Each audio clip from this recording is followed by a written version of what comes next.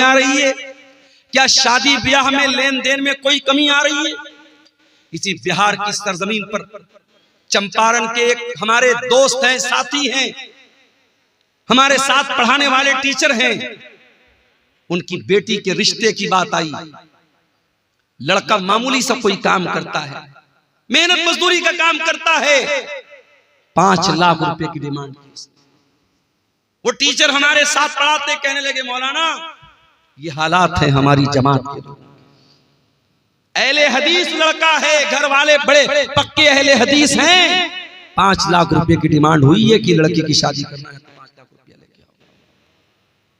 मेरे भाइयों, दावा करना बंद कर दो अहले हदीस। तुम्हारे शादी ब्याह में अगर तुम कुरान और सुन्नत को फॉलो नहीं करते हो, लेन देन में अगर कुरान और हदीस को फॉलो नहीं करते हो, चाल चलन में कुरान और हदीस पर नहीं चलते हो, तो सिर्फ सीने पर हाथ बांध कर और रफुल यदैन करके अपने आप को अहले हदीस कहना बंद कर दो, बंद कर दो अहले हदीसों को बदनाम करना। हमारे दिल कठोर हो चुके हैं मेरे भाई, इतनी तकरीरें सुन रहे हैं मगर कोई असर नहीं पड़ रहा है। क्यों? कुरान का वो सवाल हमसे और आपसे भी हो रहा है। अलम यान लिल्लदीना आमनू, ऐ ईमान वालों, वो समय कब आएगा, वो टाइम कब आएगा, वो वक्त कब आएगा, अन तख्शा कुलूबुहुम लिज़िक्रिल्लाह, कि अल्लाह का कलाम सुन करके सिर्फ तुम्हारे कानों को अच्छा नहीं लगेगा, बल्कि तुम्हारे दिल के ऊपर भी उसका इफेक्ट पड़ेगा, उसका प्रभाव पड़ेगा। हमारा हाल तो ये हो गया है, एक कान से सुनना है, दूसरे कान से, कान तक ताल्लुक है, बस दिल से कोई कनेक्शन नहीं है। हमारे नौजवानों को देख लो, हमारी बहनों को देख लो, नौजवान लड़कियों को देख लो, सारी मेहनत किस पर हो रही है? शरीर पर हो रही है, चेहरे पर हो रही है। लड़कों को देखो, जिम जा रहे हैं, चिकन खा रहे हैं, मटन खा रहे हैं, तो साहब बॉडी बन जाए। लड़कियों को देखो, आधा घंटा आईने के सामने खड़ी है, क्या कर रही है? मेकअप कर रही है। ब्यूटी पार्लर में दुल्हन जाती है, जाने के टाइम जो है वो उसका कलर कुछ और होता है, आने के टाइम कलर कुछ और होता है, डिजाइन पूरा बदल जाता है। आप देख ले, मेकअप पर इतनी मेहनत हो रही है, लेकिन इस पर कोई मेहनत नहीं हो रही है। अल्लाह ताला के यहाँ जिस चीज की वैल्यू है मेरे भाइयों, फेस की वैल्यू नहीं है। अल्लाह क्या हमारी बॉडी की वैल्यू नहीं है, अल्लाह ताला क्या हमारे दिल की वैल्यू है। इब्राहीम अलैहिस्सलाम दुआ करते हैं, वला तुखज़िनी यौम युबअसून, ऐ अल्लाह तू मुझे कयामत के दिन जलील मत करना, ऐ अल्लाह तू मुझे कयामत के दिन रुसवा मत करना। यौम ला यनफ़उ मालुन वला बनून, जिस दिन न माल काम आएगा न औलाद काम आएगी, इल्ला मन अतल्लाह बिक़ल्बिन सलीम, कयामत के दिन तो वही कामयाब होगा अल्लाह जो साफ सुथरा दिल लेकर के आए। तुम्हारे चेहरे कितने साफ सुथरे हैं, तुम्हारे बालों में कितनी खूबसूरती है, तुम्हारा शरीर कितना खूबसूरत है, अल्लाह ताला क्या ये मैटर नहीं करता है? हाँ, अल्लाह क्या ये मैटर करता है कि आपका दिल कितना साफ सुथरा है। कहीं ऐसा तो नहीं कि चेहरा तो बहुत अच्छा है, बॉडी तो बहुत मजबूत है, मगर दिल के अंदर गंदगी भरी है, दिल के अंदर लालच भरा है, दिल के अंदर खुदगर्जी भरी है, दिल के अंदर माल की मोहब्बत भरी है, दिल के अंदर दुनिया की मोहब्बत भरी है, दिल के अंदर शरारत भरी है। दिल साफ नहीं होगा मेरे भाइयों, हम अल्लाह के कामयाब नहीं हो सकते। दिल पर मेहनत करो, दिल पर मेहनत करो। इसीलिए अल्लाह कुरान के पहले पारे में कहता है, यहूदियों का जिक्र करते हुए, जब यहूदियों ने अल्लाह ताला की बहुत नाफरमानी की, बहुत गुनाह किया, अल्लाह ने फरमाया सुम्मा क़सत क़ुलूबुकुम मिन बादि ज़ालिका फ़हिय कल हिजारति औ अशद्दु क़स्वा, ऐ यहूदियों, तुम्हारे दिल पत्थरों से ज्यादा कठोर हो चुके हैं, पत्थरों से ज्यादा सख्त हो चुके हैं।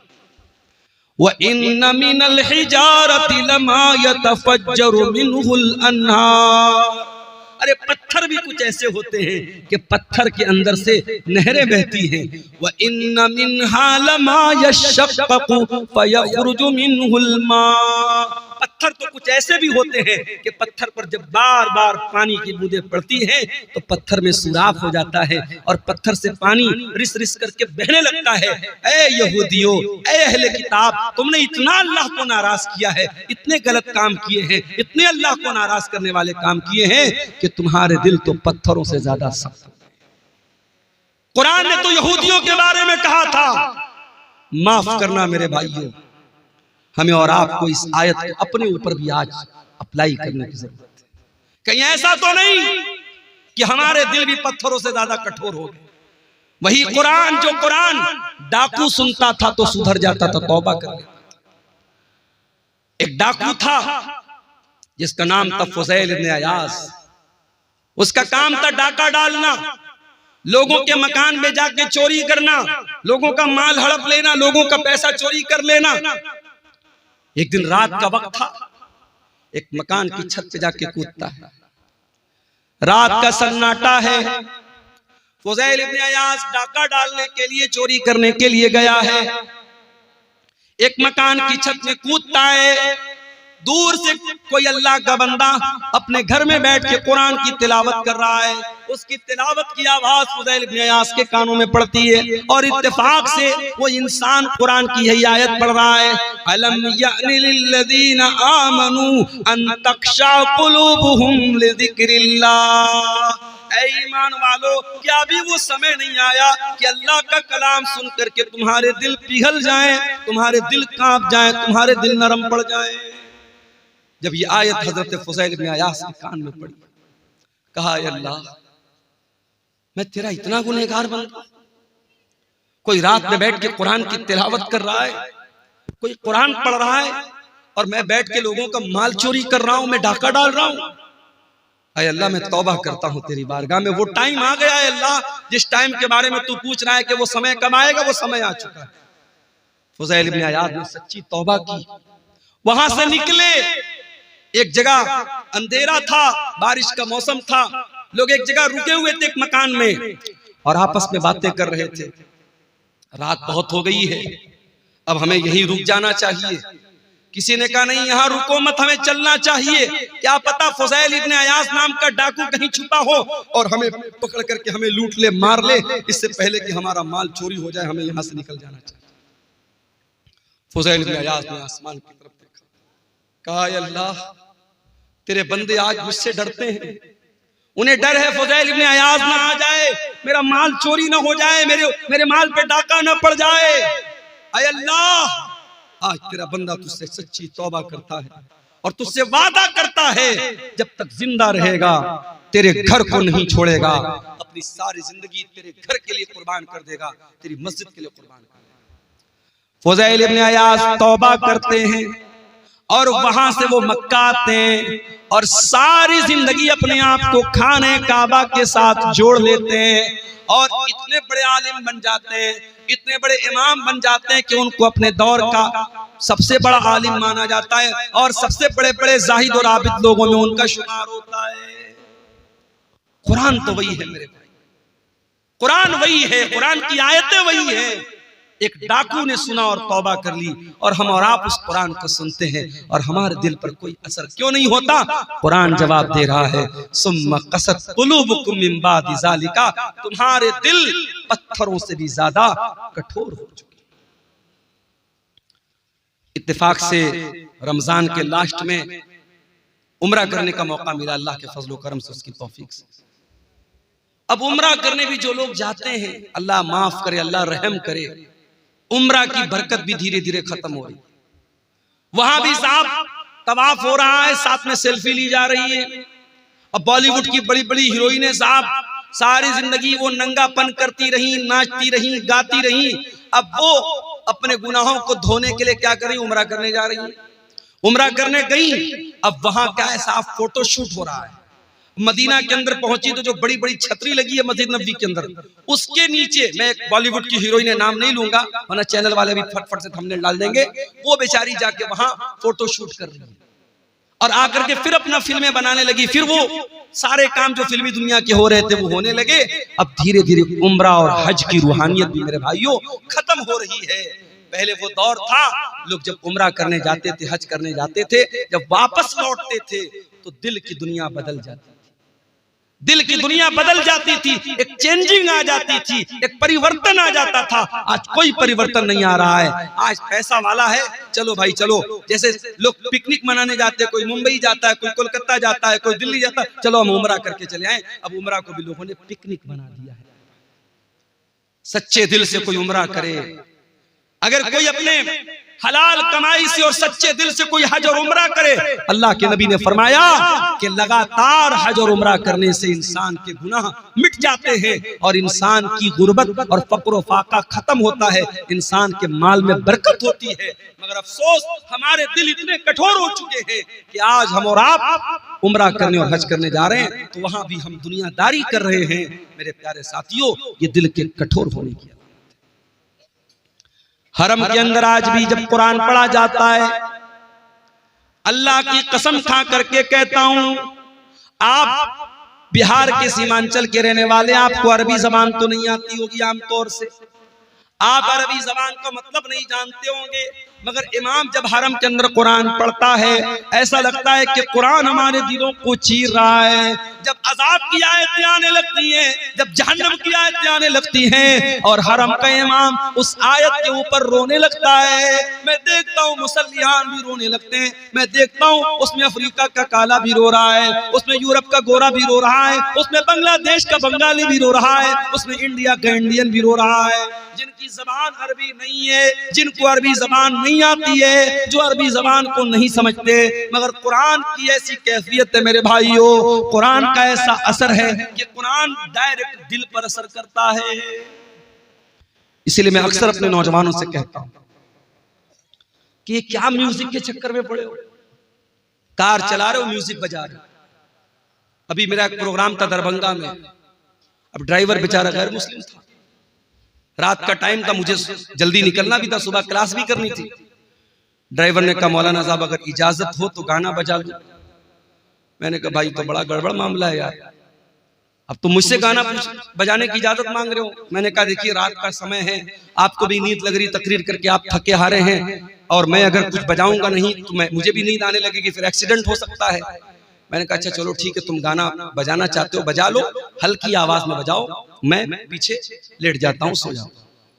तो ये गैर मुस्लिम कर रहा है, चलो भाई उसका कोई इस्लाम से ताल्लुक नहीं है, मगर मुसलमान ड्राइवरों को मैं देखता हूं, मुसलमान लड़कों को देखता हूं, उनके कार का जो साउंड सिस्टम होता है उसमें अगर कभी कभी ऐसा भी होता है ना, मेरे सामने तो गाना नहीं बजाते, कभी कभी गलती से बजने लगती, जल्दी से बंद कर दे, तो गाना बजा रहा है आज हमारा नौजवान। ये नहीं सोचता है अगर कार चलाते हुए अल्लाह न करे एक्सीडेंट हो गया, मौत आ गई, उसी हाल में हम मर गए, तो कयामत के दिन जब हम उठेंगे तो उस दिन भी गाना सुनते हुए और गाना बजाते हुए उठेंगे।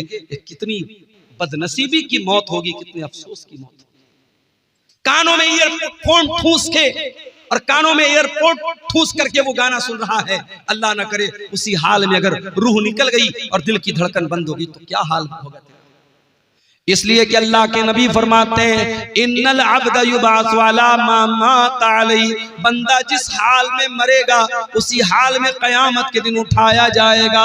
जो कुरान पढ़ते हुए मरेगा वो कुरान पढ़ते हुए उठाया जाएगा, जो गाना सुनते हुए मरेगा वो गाना सुनते हुए उठाया जाएगा, जो गंदी वीडियो देखते हुए मरेगा वो गंदी वीडियो देखते हुए उठेगा, जो ज़िना करते हुए मरेगा वो ज़िना करते हुए उठेगा, जो शराब पीते हुए मरेगा वो शराब पीते हुए उठेगा, जो हलाल काम करते हुए मरेगा वो हलाल काम करते हुए उठेगा।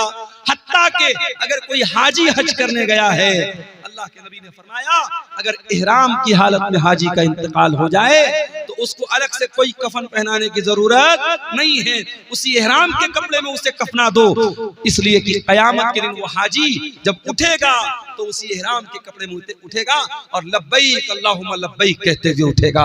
मेरे साथियों, अगर आपको गाना और म्यूजिक से प्यार और मोहब्बत है और आपके दिल को गाने की आवाज से सुकून मिलता है, म्यूजिक से सुकून मिलता है, तो ये इस बात की पहचान है कि दिल के अंदर ईमान बहुत कमजोर हो चुका है, दिल मुर्दा हो रहा है। इसलिए कि कुरान कहता है अला बिज़िक्रिल्लाहि तत्मइन्नुल कुलूब, ईमान वालों के दिल को तो अल्लाह के जिक्र से सुकून मिलता है, ईमान वालों के दिलों को तो कुरान से सुकून मिलता है। हमारे प्यारे नबी सल्लल्लाहु ताला अलैहि वसल्लम कुरान पढ़ा भी करते थे और कुरान सुना भी करते थे। एक मर्तबा आपने हजरत अब्दुल्ला बिन मसूद से कहा, अय अब्दुल्ला तुम मुझे कुरान पढ़ के सुनाओ। अब्दुल्ला बिन मसूद बहुत अच्छा कुरान पढ़ते थे, बहुत खूबसूरत आवाज थी। अब्दुल्ला बिन मसूद ने कहा कि अल्लाह के रसूल मैं आपको कुरान पढ़ के सुनाऊं? ये कुरान तो आप ही के ऊपर उतरा है, मैं आपको कैसे पढ़ के सुनाऊं? आपने फरमाया, अय अब्दुल्ला इन्नी उहिब्बु अन अस्मअहु मिन गैरी, आज मैं दूसरे के मुंह से कुरान सुनना चाहता हूं, आज तुम मुझको कुरान पढ़ के सुनाओ। हजरत अब्दुल्ला कुरान पढ़ने लगे। अल्लाह के नबी सुन रहे हैं, हजरत अब्दुल्ला कुरान पढ़ रहे हैं। अल्लाह अकबर। अल्लाह के नबी बैठ करके कुरान सुन रहे हैं। मेरे नौजवानों जरा दिल पे हाथ रख के बताओ, आखिरी बार तुमने अपने मोबाइल में कुरान कब सुना? चलो आओ इसी बात पर चेक किया जाए, तुम्हारे YouTube की हिस्ट्री चेक की जाए, तुम्हारे ब्राउजर की हिस्ट्री चेक की जाए। तुमने लास्ट टाइम कुरान को कब प्ले किया था? तुम्हारे मोबाइल में कुरान कब तुमने सुना था? कुरान को कब चलाया था? चेक किया जाए तो शर्मिंदगी उठानी पड़ जाएगी, शर्मिंदा होना पड़ जाएगा। मोबाइल आप लॉक करके वापस रख दे, नहीं मौलवी साहब रहने दीजिए। ये हालात है हमारे। हमारा नौजवान आज कुरान को न पढ़ता है न सुनता है। तुम्हारे नबी का हाल ये है, नबी कुरान सुन रहे हैं, हजरत अब्दुल्ला कुरान पढ़ रहे हैं। अब्दुल्ला बिन मसूद कहते हैं मैं कुरान पढ़ने लगा, अल्लाह के प्यारे नबी गौर से कुरान को सुनने लगे। मैं सूरह निसा की तिलावत कर रहा था। मैं पढ़ते पढ़ते जब सूरह निसा की आयत नंबर 31 के ऊपर पहुंचा, फकैफ़ इज़ा जिना मिन कुल्लि उम्मतिन बिशहीद व जिना बिका अला हाउलाई शहीदा। ऐ नबी उस वक्त आपका क्या हाल होगा जब हम हर उम्मत के ऊपर से गवाह लाएंगे, और ऐ नबी हम आपकी उम्मत पर आपको गवाह बनाएंगे। जब इस आयत पर मैं पहुंचा, अल्लाह के नबी ने कहा हस्बुकलान, ऐ अब्दुल्ला अब रुक जाओ, अब बस कर दो, अब रुक जाओ, अब स्टॉप कर दो। हजरत अब्दुल्ला बिन मसूद कहते हैं मैंने नजरों को उठा करके देखा कि अल्लाह के नबी मुझको क्यों रोक रहे हैं, क्यों मना कर रहे हैं। फैज़ा ऐनाहु तज़रीफान, मैंने क्या देखा कि अल्लाह के नबी की आंखों से आंसू बह रहे हैं। अल्लाह के नबी रो रहे हैं, अल्लाह के नबी की आंखों से आंसू बह रहे हैं। वो जिम्मेदारी का जो एहसास आपको हुआ, जो जिम्मेदारी कयामत के दिन आपके कंधों पर डाली जाएगी, उस जिम्मेदारी को याद करके अल्लाह के नबी रो रहे हैं।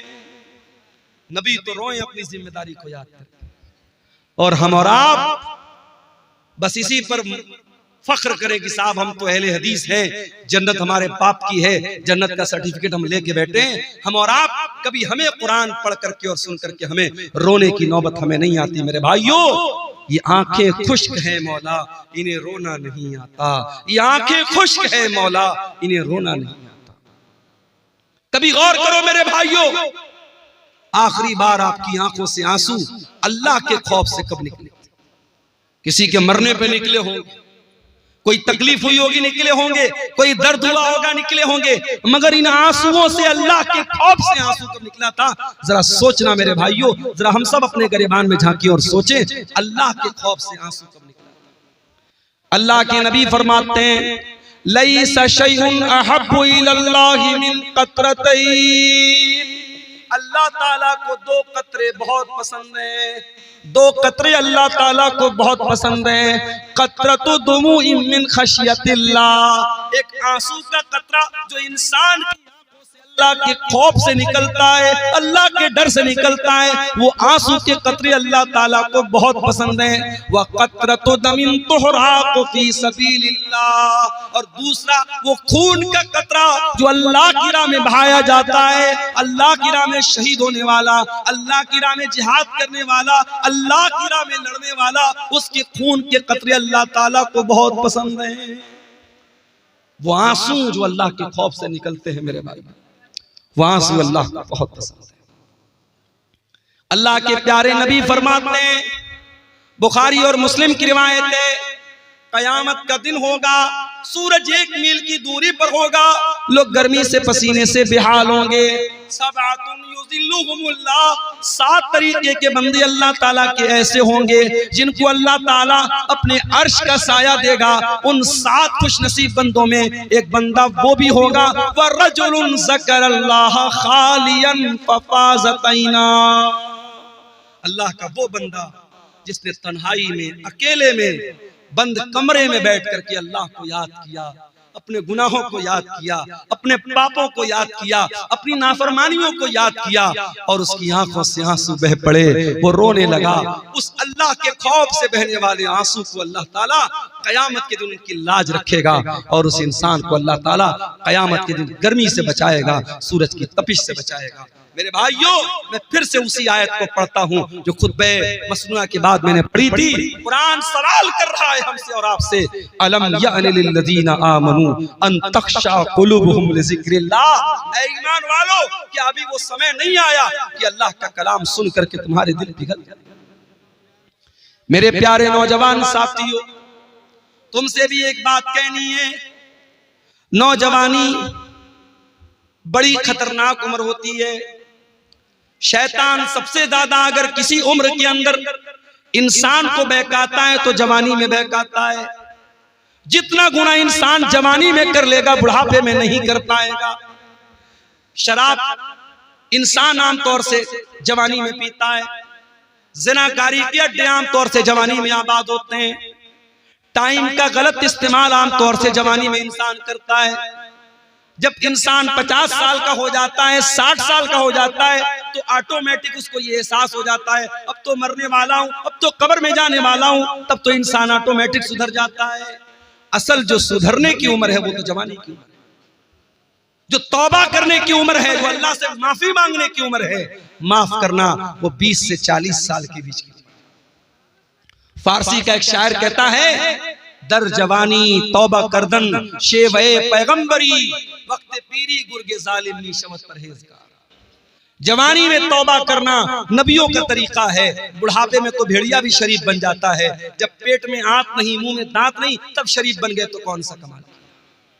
मेरे प्यारे नौजवान साथियों, आज अपनी जवानी का गलत इस्तेमाल करने के पहले सोच लेना कि अल्लाह ताला क्या इसका हिसाब देना पड़ेगा। गुनाह की लज्जत तो आज मिल जाएगी, गुनाह का मजा तो मिल जाएगा, मगर इस गुनाह के बाद इसका जो असर तुम्हारी जिंदगी पर पड़ेगा, जो पछतावा तुम्हें होगा, उस पछतावे के बाद तुम्हारे सामने कोई रास्ता नहीं होगा। इसलिए कि मेरे नौजवान भाइयों, इस बात की कोई गारंटी नहीं है कि आज आप नौजवान हैं, कल आप बुढ़ापे तक जिंदा रहेंगे। क्या गारंटी? अपनी आंखों से मैंने देखा है, बिल्कुल जवान आदमी, हमारे यूपी के अंदर बनारस से 100 किलोमीटर दूर है इलाहाबाद में बिल्कुल नौजवान यंग लड़का मुझे मिलता है, पेशे से डॉक्टर है, और मेरी आदत है अगर तकरीर में कोई वेल क्वालिफाइड, वेल एजुकेटेड, पढ़ा लिखा अगर इंसान अगर मिलने आता है, मैं बड़ी तवज्जो से मिलता हूं, क्योंकि आज के इस दौर में पढ़े लिखे लोग और जो है समाज में जिनका एक मकाम और स्टेटस है, इस तरीके के लोग अगर प्रोग्राम में आ रहे हैं और उलमा से मिलने आ रहे हैं, ये बड़ी बात है। ऐसे लोगों का हमें वेलकम करना चाहिए, इस्तेकबाल करना चाहिए।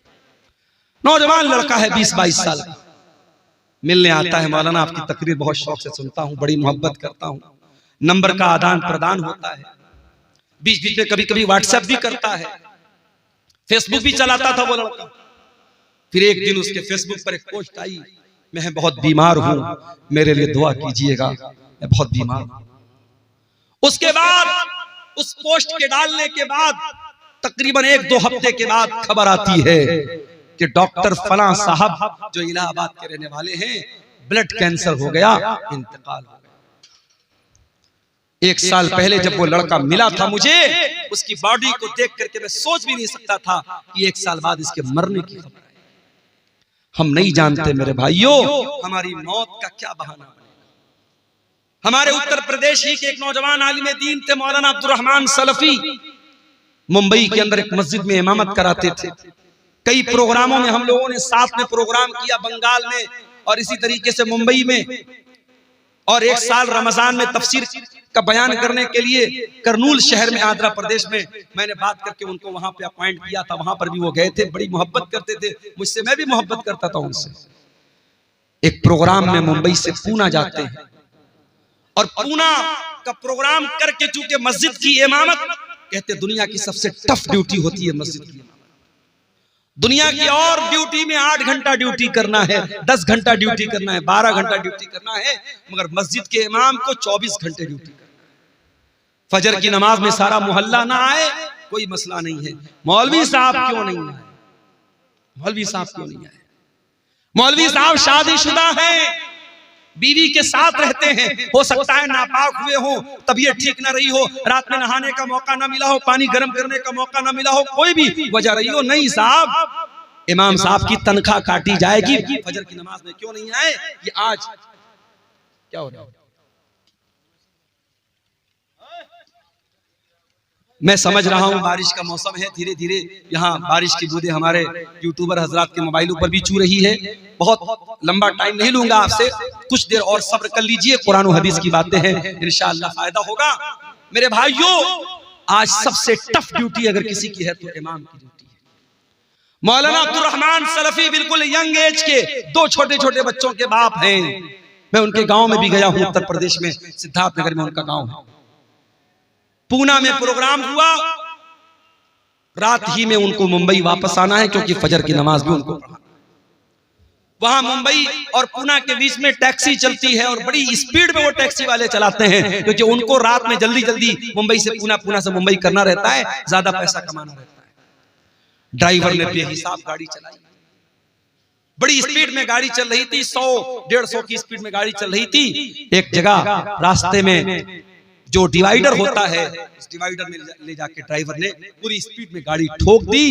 गाड़ी के अंदर 10 लोगों में से 7 लोग ऑन द स्पॉट इंतकाल कर गए।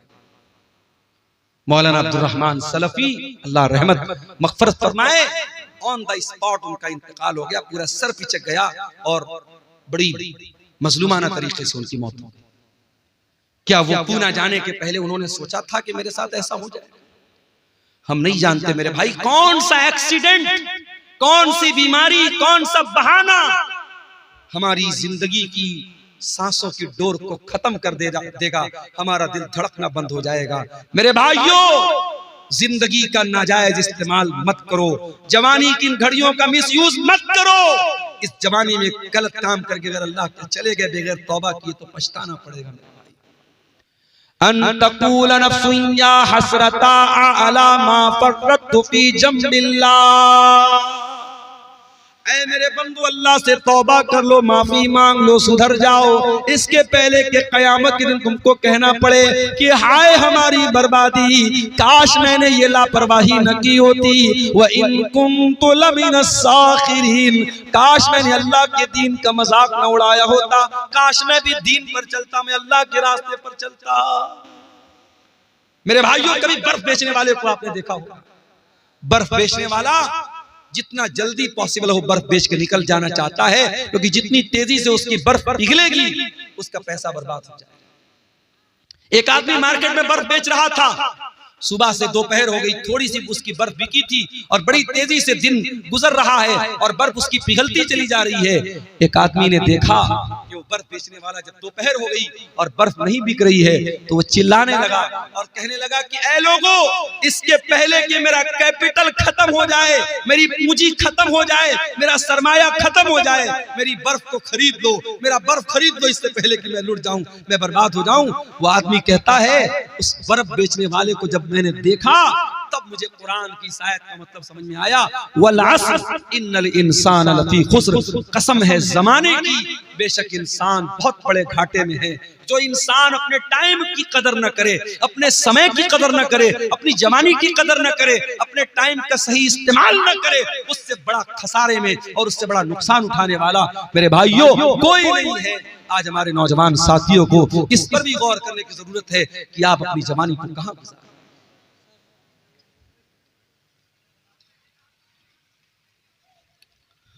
कुरान का वो सवाल हमसे और आपसे हो रहा है, अलम यानि लिल्लज़ीना आमनू अन तख्शा कुलूबुहुम लिज़िक्रिल्लाह, क्या ईमान वालों के लिए अभी वो समय नहीं आया कि अल्लाह का कलाम सुन करके उनके दिल पिघल जाएं, नरम पड़ जाएं?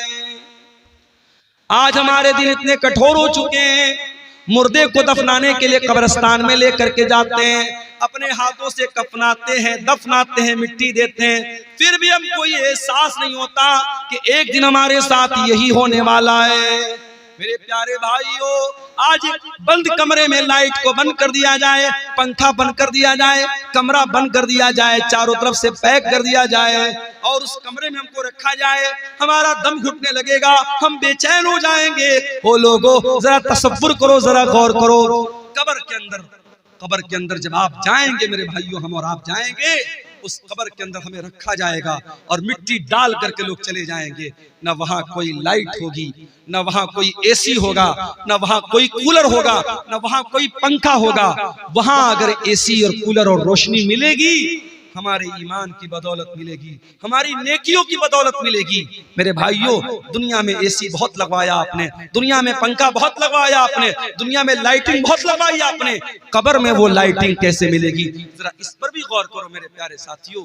आज दिल की कठोरता का ये हाल है, दिल की सख्ती का ये हाल है कि कब्रिस्तान में मुर्दे को दफनाने के टाइम भी हमारी आंखों से ना आंसू बहता है, न हमारे दिल पर कोई असर पड़ता है। अल्लाह के प्यारे नबी एक अंसारी सहाबी के जनाजे में जाते हैं, जनाजे को कब्र में उतारा जा रहा है, लाश को कब्र में उतारा जा रहा है।